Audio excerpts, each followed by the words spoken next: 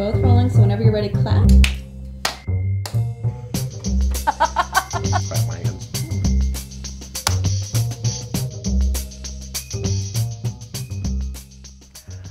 I first encountered Jim Campbell's work in the early 1990s in a storefront in New York City, and I was immediately mesmerized.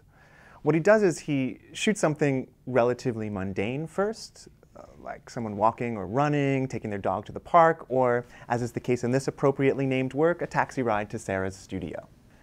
He then takes that video and reduces it down to the point where it has the most minimal amount of information possible. It wouldn't even make sense if you looked at it as a static image, and gives it back to us as a grid of fading and blinking LED lights. This particular work is a 9-foot-tall installation that gets more saturated with the LEDs in the grid as it goes to the right, so you wind up with a kind of visual vortex.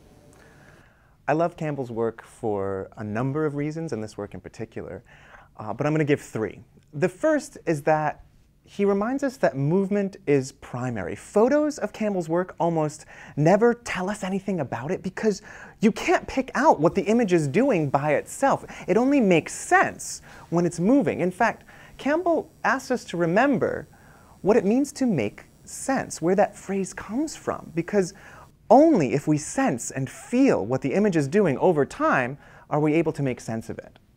A second thing I really love about Campbell's work is that he doesn't use digital technologies to overload us with information or graphics or data, but he rather takes his video images and removes as much information as possible from them.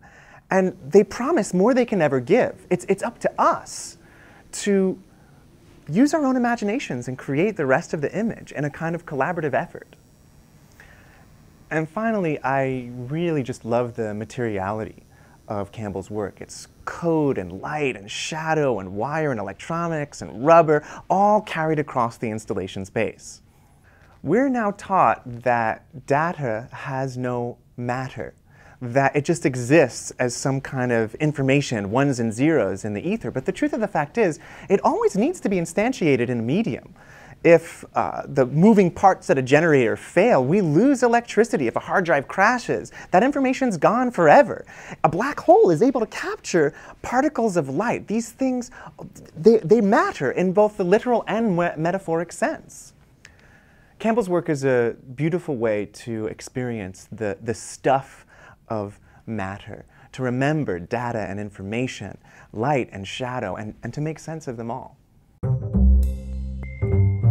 Hi, I'm Nathaniel Stern. I'm an artist and writer, and I'm an Art City contributor.